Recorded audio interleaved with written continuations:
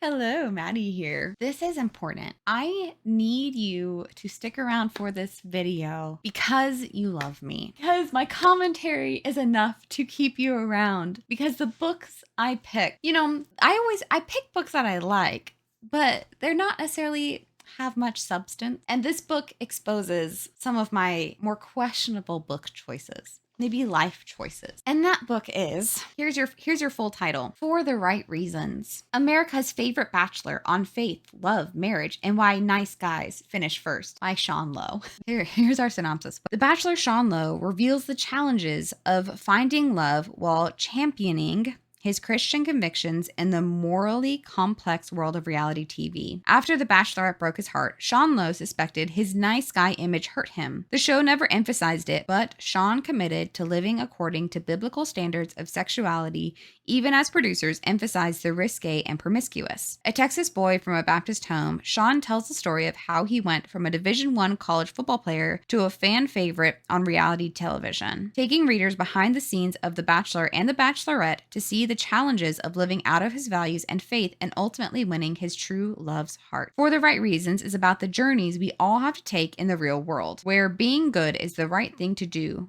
but sometimes doesn't seem to be enough, where betrayal is commonplace, and where that thing called perfection is actually just a cruel myth. Sean learned a few things from his 2 seasons on the hottest romance shows on television, and he wants others to benefit from these lessons. Good does eventually win, lies will be discovered, and nice guys do ultimately finish first. This is an autobiography from one of the bachelors from the show The Bachelor. It's my favorite one. Well, okay, the Bachelor franchise. So Bachelor, Bachelorette, Bachelor in Paradise. It's my guilty pleasure show. Now, to be fair, I haven't watched the last 2 seasons because I kind of like rage quit after, I think his name was Matt. It was one of the COVID seasons and it was like just so rough and it was so frustrating. And I was like, I can't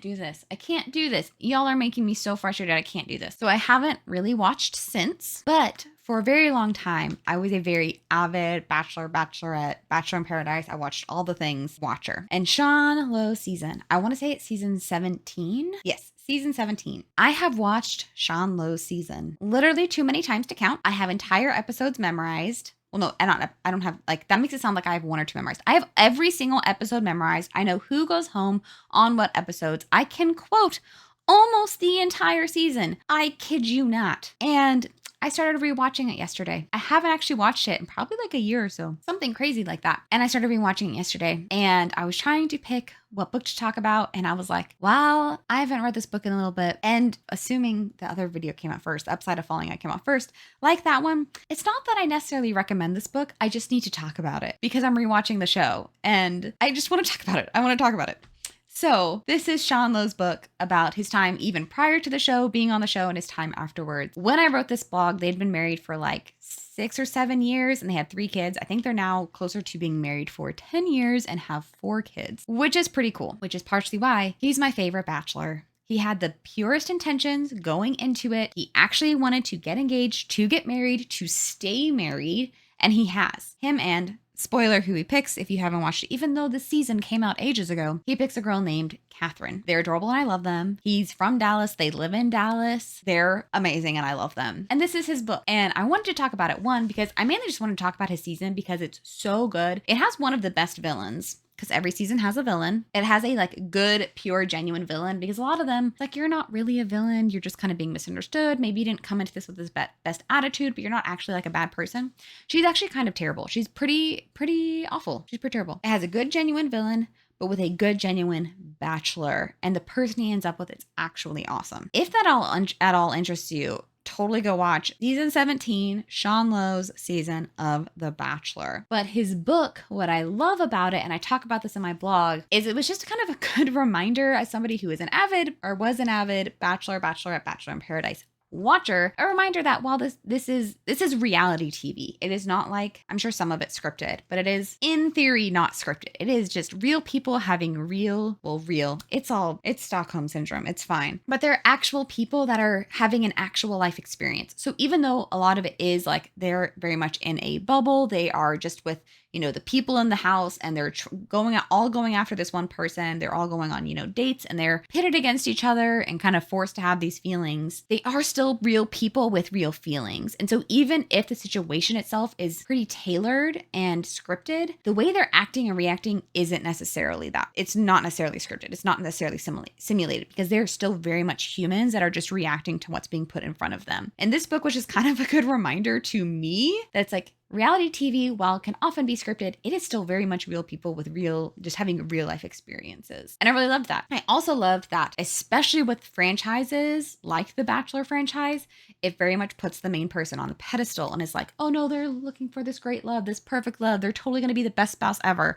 When most of them don't even get married. Like, there's only been like one or two that didn't get engaged at all, but rarely do they actually get married. And I don't know if any of them have gotten married and divorced from that person. So if they get married, they stay married, but very few of them even get to marriage. So there's that. But it was just such a good reminder, because it goes to like his high school experience, his college experience, his past dating experience. It talks about, even his work and problems he'd have, issues he'd encountered, and even just like lapses in judgment and times that he had just been stupid and dumb in ways that affected not just him, but other people. And I really appreciated that. He definitely says things in this book that I'm like, he probably had to get like approval from people to be like, is it okay if I talk about the situation? Because for the most part, they just paint him in a really rough light, but it does include other people. And so I really liked this book because, it very much humanizes him, because I've always adored him and Catherine. They're a wonderful couple. They're a great example of what a marriage should be. And in this book, it goes, like I said, it goes through high school, college, career, into the Bachelor. So he was originally on the Bachelorette, and then he made it to top 3, and then became the Bachelor the next season. And then it talks about that time afterwards, because one of the things with The Bachelor is the couple is not allowed to be public about their relationship until the season finishes airing. So, they get this beautiful engagement ring that has to be returned for it's like 4 or 5 months. And, they're in love, but they can't be seen together. So I think they actually have the Bachelor basically sets up safe houses almost for them to visit each other and see each other. Because she was from Seattle, he's from Dallas, and then they moved to Dallas. But she was originally in Seattle, and she can't just up and move her life before it airs why she's up and moving her life. And so it goes into the difficulties of that. And even,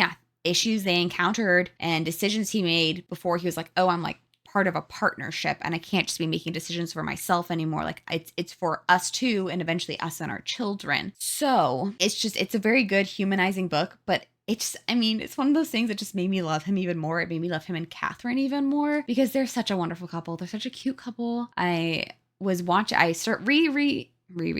restarted his season yesterday, and I watched a couple more episodes today when I was just cleaning up the house. And I just I love this season. It's also hilarious to me because it is I want to say it came out 2009, something in there is when the season originally aired. It was the first season I actually watched every single episode of. Just happened to come in on the perfect season. And I'm looking at these women and their fashion choices, and I'm like, oh, we were deep in that, weren't we? And just I was the way they do their makeup, their fashion choices, it's hilarious. It is something every millennial remembers, and it's just it's a little painful. For the most part, it's not timeless in that it's things that should come back, but they can pull it off in a way that yes, it is still flattering, it is still attractive, even if it's not what we're wearing today or God willing ever again. But they make it look okay.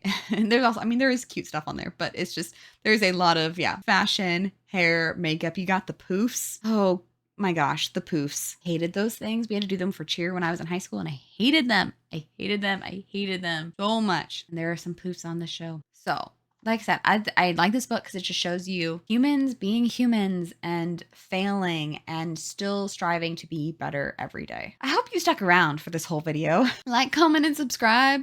Give me your 2 cents, whatever it may be. This is one of my more ridiculous videos. 100% is one of my more ridiculous videos. You don't need to be watching The Bachelor, Bachelorette. It's just gotten ridiculous. And like I said, basically nobody ends up getting married. It's so dumb and so frustrating because the ones, like I said, the ones that do get married, have great marriages and these love stories that have lasted. But so few get there. And Lowe is, in my opinion, the best one. So if you watch it, let me know. If not, that's also fine. But I hope you enjoyed this video. I hope it maybe made you laugh a little bit to be like, hey, I have other interests besides books. I also have all of my Asian dramas. We got our C dramas, our J dramas, our K dramas. There are others, but those are the main three. And we've got season 17 of The Bachelor, specifically season 17. So with all of that, I hope you have a great rest of your day.